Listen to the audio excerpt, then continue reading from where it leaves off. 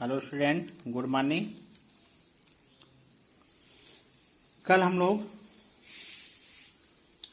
Updating इनाम list पढ़ रहे थे। अपडेटिंग इनाम लिस्ट, उसके हमने टाइप्स भी पढ़ा था। टाइप्स में आपका अपडेट इनामली, इंसर्शन इनामली और डिलीशन इनामली, तीनों हमने कल पढ़ा था। उसमें हम लोग इस अपडेशन में हमने क्या पढ़ा था? अपडेशन में हमने डेटा रिडंडेंसी के कारण होने वाली उत्पन्न जो इंफॉर्मेशन होता है वह बहुत कठिन से होता है। यानी डेटा रिडंडेंसी कारण यह उत्पन्न होता है जिसमें रिडंडेंसी इंफॉर्मेशन को अपडेट करना काफी कठिन होता है। रिडंडेंस इंफॉर्मेशन को अपडेट करना काफी कठिन होता है। इसमें अपडेट एनॉमली में के कारण हम डेटा को इनकंसिस्टेंसी उत्पन्न होती है। ठीक। दूसरा आपका इंसर्शन था। इंसर्शन में इस टाइप के जो डेटा होते हैं, ये इस टाइप के जो एनॉमली होते हैं, हम उसमें किसी भी टेबल्स या रिलेशन में बिना प्राइमरी की वैल्यू की आपूर्ति किए बिना टेबल्स रिलेशन में नया टपल्स और रो इंसर्ट नहीं कर सकते। माने सिंप्लीफाई है, इंसर्शन एनॉमली में हम कोई टेबल्स रिलेशन हो या टेबल्स में हो कोई नया टपल्स रो स्थापित नहीं कर सकते हैं, माने इंसर्ट नहीं कर सकते हैं। और जैसे एक एग्जांपल भी आपको हम बताया था, स्टूडेंट है, उसके टेबल का है, तो उसमें एक हम न्यू स्टूडेंट को अगर इसका रिकॉर्ड उसमें हम रखना चाहते हैं तो नहीं रख सकते हैं कि जब तक उस स्टूडेंट का ब्रांच या एनरोलमेंट नंबर ना हो। ठीक। और तीसरा था आपका डिलीशन एनॉमली। डिलीशन एनॉमली में क्या होता है कि इस टाइप के एनॉमली में हम किसी टेबल या रिलेशन से किसी टपल्स और रो को डिलीट करने से रिलेटेड टेबल्स या रिलेशन से यदि इम्प्रूवमेंट इंफॉर्मेशन लूज होता है या इम्पॉर्टमेंट इंफॉर्मेशन लूज होता है तो उसे हम डिलीशन एनॉमली कहते हैं। यानी टेबल्स और रिलेशन में यदि इम्पॉर्टेंट इंफॉर्मेशन लूज होता है तो उसे हम डिलीशन एनॉमली कहते हैं। हम लोग यहाँ से चले थे। नेक्स्ट आपका है डीकम्पोजिशन। फंक्शनल डिपेंडेंसी हम लोग पढ़ चुके हैं। कंपोजिशन विघटन, डीकम्पोजिशन।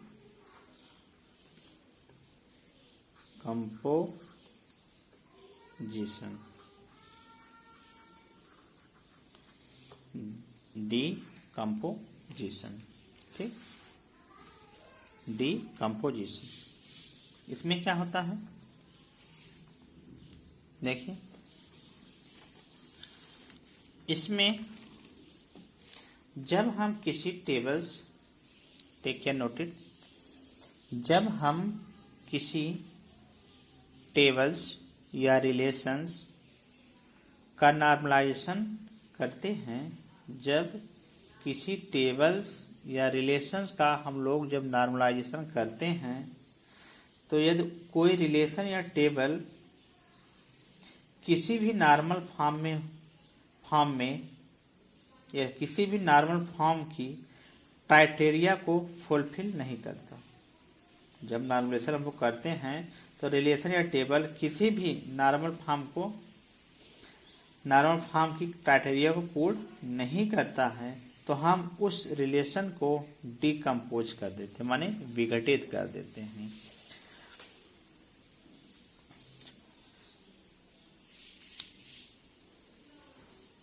तो हम उस रिलेशन को डिकम्पोज में अलग अलग कर दें। जैसे हमारा एक टेबल्स है, उसमें आपके एम्प्लॉय आईडी है, एम्प्लॉय कंट्री है, एम्प्लॉय डिपार्टमेंट है, एम्प्लॉय टाइप्स है, एम्प्लॉय डिपार्टमेंट नंबर है, इतना है। अगर वो प्रक्रिया नहीं हो पा रहा सारे में, तो उसको हम डिवीजन करके उस प्रक्रिया को अपनाते हैं। यही आपका क्या होता है, डिकम्पोजिशन, जो हम विघटित करते हैं, डिवाइड करते हैं। अर्थात उस मल्टीपल रिलेशन में डिवीजन कर देते हैं। मैंने जो हमारा दिया रहता है, सपोज दैट यही आपका दिया गया है, एम्प्लॉय आईडी, एम्प्लॉय काउंट है, इसको हम लोग डिवीजन करते हैं। डिवीजन करके आप दो पार्ट में हम लोग उसको, देखिए हमने किया है, जब हमने एक आपका ए है, दूसरा आपका दो में विघटित कर दिया, यानी वो जिस फॉर्म में हमको चाहिए तो वो फॉर्म में आ गया। यही आपका डिकम्पोजिशन है। ठीक, decomposition is the process of breaking down in part और एलिमेंट। लिख लीजिए, decomposition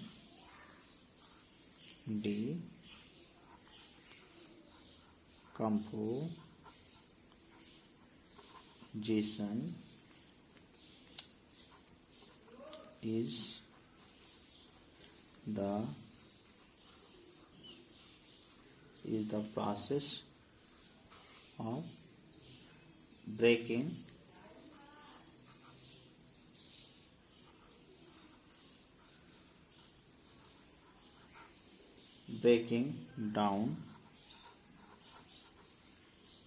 down in part or element। ठीक,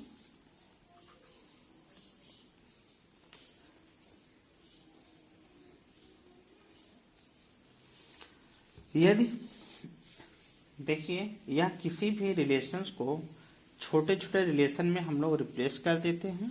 डिकम्पोजिशन को हम लोग, डिकम्पोजिशन के रिलेशंस को हम छोटे छोटे रिलेशन में उसको ब्रेक कर देते हैं, रिप्लेस कर देते हैं, अर्थात मल्टीपल रिलेशन में कन्वर्ट कर देते हैं। अर्थात मल्टीपल रिलेशन में हम लोग उसको कन्वर्ट कर देते हैं। ठीक, डिकम्पोजिशन से हम डेटाबेस के टेबल को मल्टीपल टेबल में ब्रेक कर सकते हैं। डिकम्पोजिशन को हम डेटाबेस के टेबल को हम लोग मल्टीपल टेबल में ब्रेक कर सकते हैं। अब इसके टाइप्स क्या होते हैं, डिकम्पोजिशन क्या होता है। डिकम्पोजिशन प्रोसेस वह प्रक्रिया है जो हम ब्रेकिंग करते हैं। ए पार्ट उसके पार्ट को या उसके एलिमेंट को हम लोग तोड़ते हैं, यानी अर्थात मल्टीपल रिलेशन को हम लोग डिवीजन करते हैं। नॉर्मलाइजेशन, यदि कोई रिलेशन या टेबल किसी भी नॉर्मल फॉर्म की क्राइटेरिया को फुलफिल नहीं करता है, तो हम उसको क्या करते हैं, डिकम्पोज कर देते हैं, यानी उसको छोटे छोटे टुकड़ों में तोड़ देते हैं, ब्रेक कर देते हैं। ठीक, टाइप्स ऑफ डिकम्पोजिशन, नेक्स्ट आपका है types of decomposition.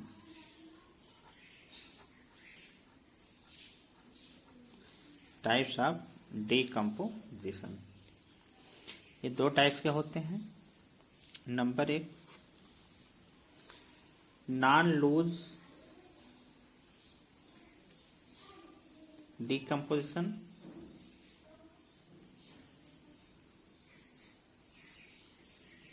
Non loss decomposition,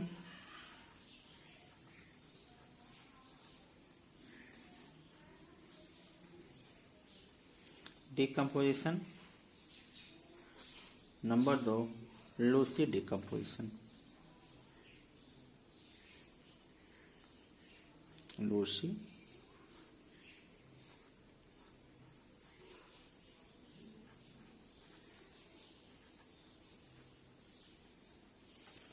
lossy decomposition.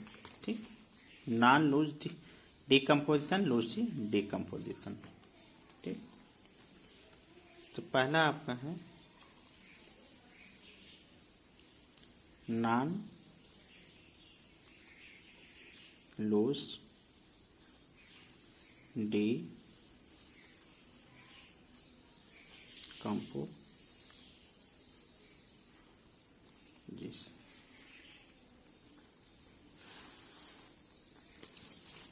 ठीक, नॉन लूज डिकम्पोजिशन, इसमें क्या होता है,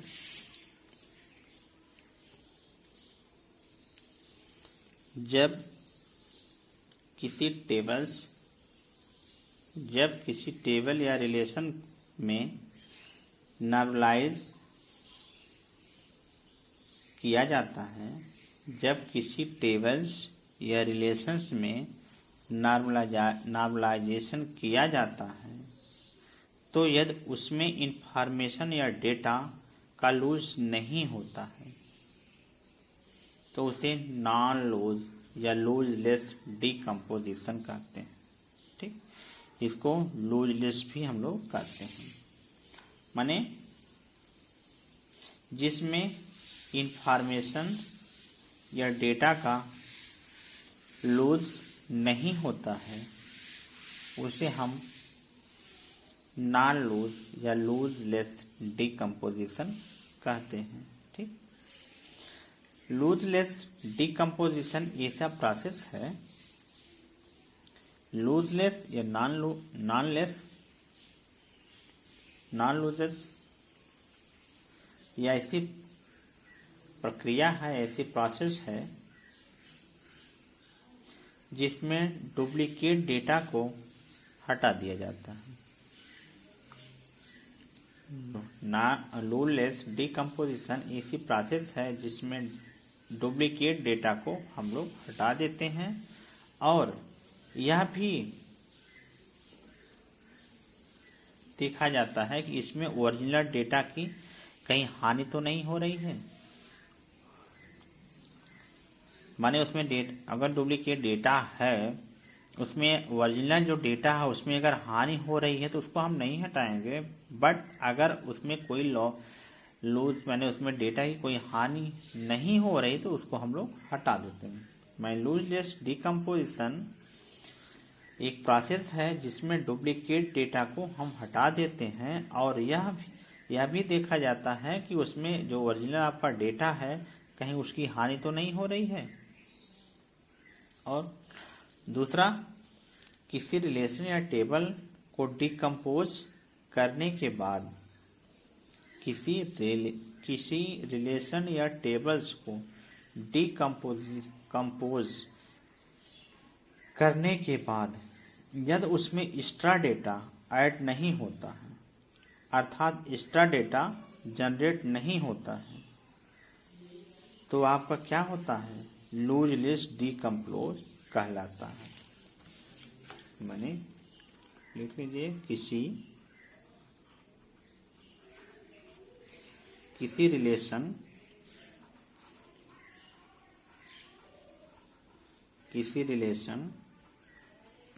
टेबल को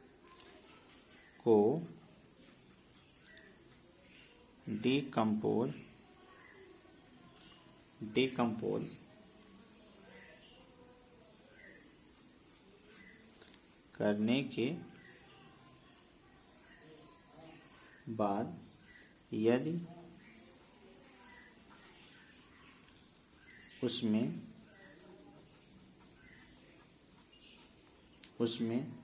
एक्स्ट्रा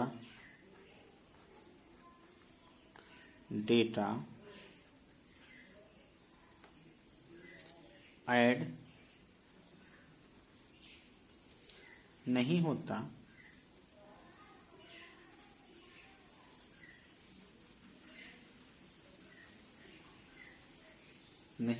है,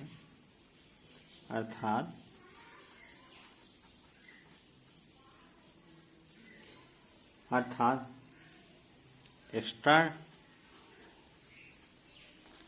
एक्स्ट्रा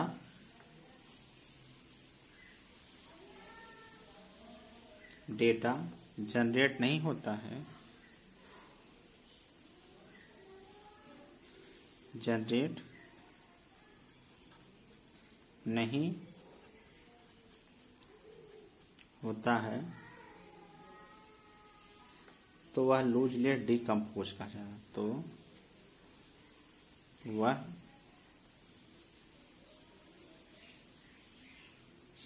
लूजलेस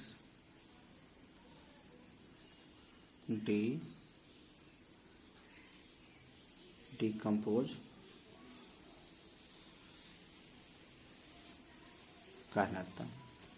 ठीक, वह लूजलेस डिकम्पोज कहलाता है। ठीक, और देखें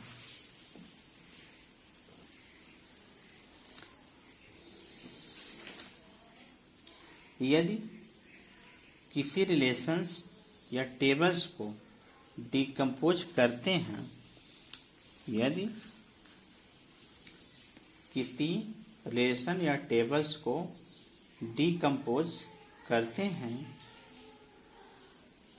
तो उस करने के बाद डिकम्पोज करते हैं या उसके करने के बाद वह तभी लूजलेस हो सकता है जब उसके रिक्वायरमेंट को पूरा करता हो। टेक ए नोटिस, यदि किसी रिलेशन या टेबल्स का डिकम्पोज हम लोग करने के बाद वह तभी लूजलेस हो सकता है जब उसके रिक्वायरमेंट क्या हो, पूरा हो। कहीं पूरा नहीं होंगे तो लूजलेस नहीं होगा। ठीक, और देखिए यदि किसी रिलेशन को डिकम्पोज करने के बाद उन दोनों टेबल्स में कोई कॉमन एट्रीब्यूट्स होने चाहिए, माने डिकम्पोज करने के बाद दोनों जो टेबल्स हों उसमें एक कॉमन होना चाहिए, जो दोनों में होना चाहिए। जैसे डिपार्टमेंट आईडी, डिपार्टमेंट नंबर, जो दोनों में क्या हो, कॉमन हो, उसको हम लेंगे। ठीक, कॉमन रिलेशन को डिकम्पोज करने के बाद दोनों टेबल्स में कोई कॉमन एट्रीब्यूट्स होने चाहिए। ठीक, मानिए यदि फॉर एग्जाम्पल लीजिए, यदि R को हम लोग R1 एंड R2 में डिकोज करने के बाद में डिकम्पोज करते हैं,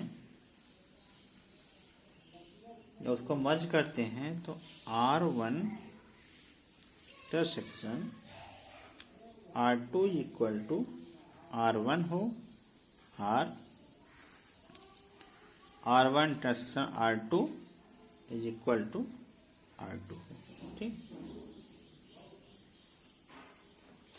दोनों टेबल्स में से किसी एक टेबल में एज ए की रिएक्ट करना चाहिए। दोनों टेबल्स में किसी एक टेबल में क्या करना चाहिए, रिएक्ट करना चाहिए। ये आपका क्या होता है, नॉनलेस डिकम्पोज या लूजलेस डिकम्पोजिशंस होते हैं। ठीक, दूसरा होता है लूजी कंपोजिशन।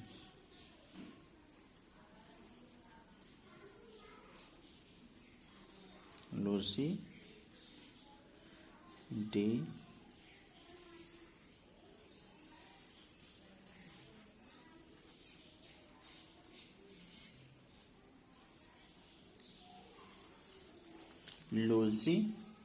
डिकम्पोजिशन। ठीक, अब इसमें क्या होता है, इसमें क्या होता है, टेक ए नोटिस, किसी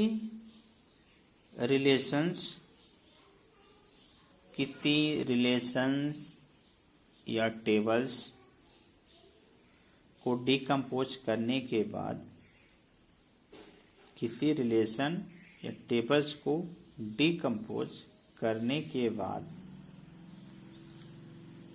यदि एक्स्ट्रा डेटा ऐड होता हो, डिकम्पोजन में विघटित करने के बाद उसमें एक्स्ट्रा टेबल ऐड होता है या सेम इंफॉर्मेशन रिपीट होता है तो क्या होता है? लूसी डिकम्पोजिशन कहलाता है। मैंने लिख लीजिए, यदि रिलेशन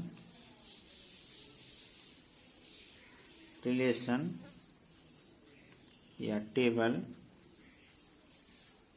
टेबल्स को डिकम्पोज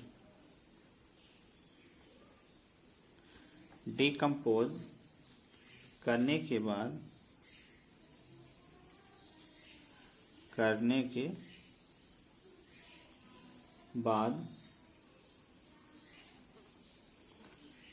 यदि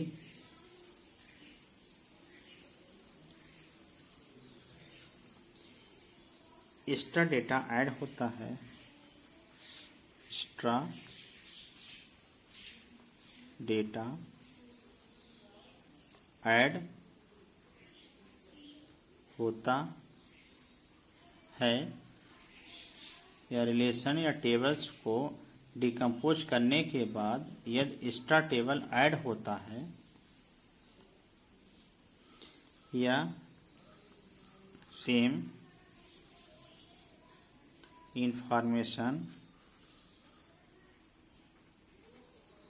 इंफॉर्मेशन रिपीट होता है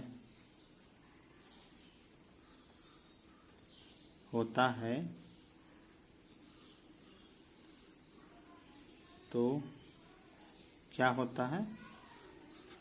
लूसी डिकम्पोजिशन।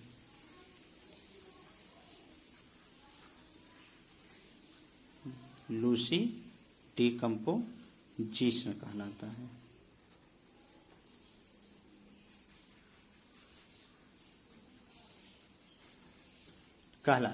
ठीक, ये आपका प्रक्रिया हुआ डिकम्पोजिशन का। ठीक, अब हमारा बचा हुआ है फोर्थ नॉर्मल फॉर्म और फिफ्थ नॉर्मल फॉर्म। आज के लिए बस इतना ही। कल हम लोग मिलेंगे फिर। Good bye.